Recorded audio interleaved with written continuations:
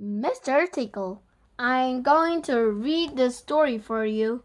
It's the first Mr. Man series book, and it's by Roger Hargreaves. It was a warm, sunny morning. In his small house at the other side of the wood, Mr. Tickle was asleep. You didn't know that there was such a thing as a tickle, did you? Well, there is. Tickles are small and round, and they have arms that stretch and stretch and stretch. Extraordinary long arms. Mr. Tickle was fast asleep. He was having a dream.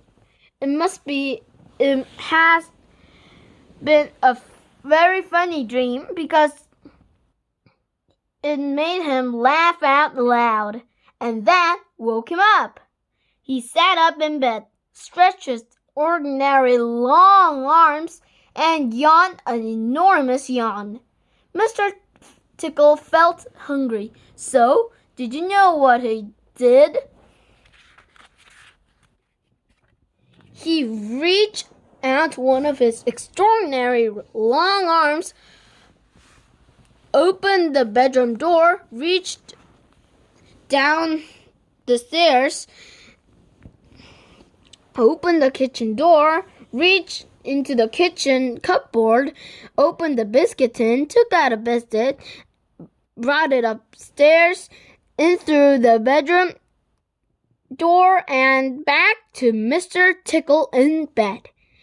As you can see, it's very useful indeed having arms as long as Mr. Tickle. Mr. Tickle munched his biscuit. He looked out of the window.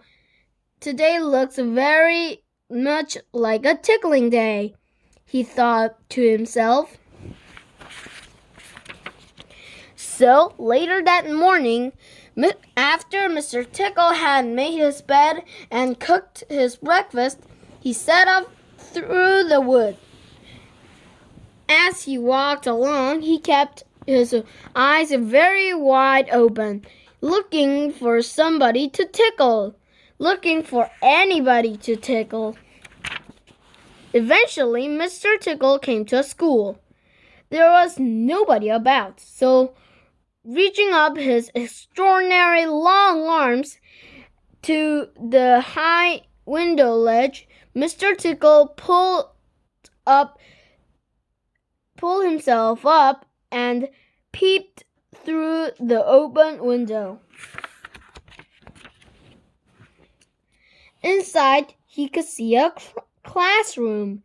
There were children sitting on their desks, and a teacher writing on the chalkboard. Chalkboard and blackboard are the same. Yeah. Mr. Tickle waited a minute and then reached in through the window. Mr. Tickle's extraordinary long arm went right up to the teacher, paused, and then tickled. The teacher jumped in the air and turned around very quickly to see who was there, but nobody was there.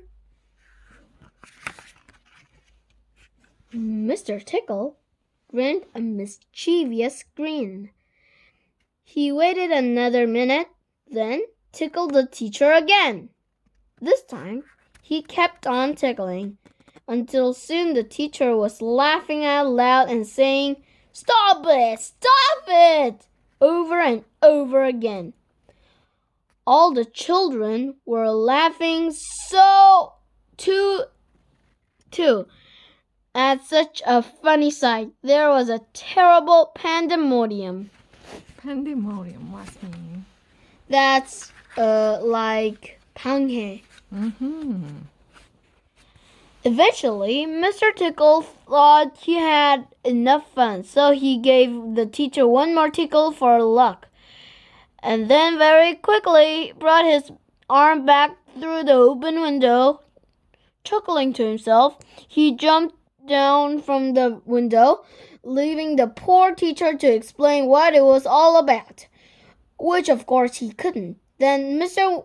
Tickle went to town. And what a day Mr. Tickle had! He tickled the policeman on traffic duty at Crossroad in the middle of the town. It caused an enormous traffic jam. He tickled the greengrocer just as he was piling apples neatly in his shop window. Greengrocer fell over backwards, and the apples rolled all over the shop. At the railway station, the guard was about to wave his flag for the train to leave. As he lifted his arm in the air, Mr. Tickle tickled him. And every time he tried to wave his flag, Mr. Tickle tickled him until the train was 10 minutes late leaving the station and all the passengers were furious. That day, Mr. Tickle tickled everybody. He tickled the doctor, he tickled the butcher, he even tickled old Mr. Stamp, the postman, who dropped all his letter into a puddle. Then Mr. Tickle went home, sitting in his armchair and in his small house at the other side of the wood. He laughed and laughed every time he thought of all the people he had tickled.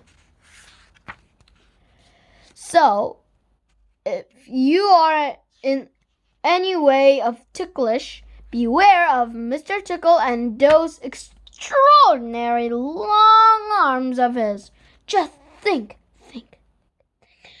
Perhaps he's somewhere about at this very moment while you're listening to this book. Perhaps the extraordinary long arms is already creeping up to the door of this room. Perhaps it's opening the door now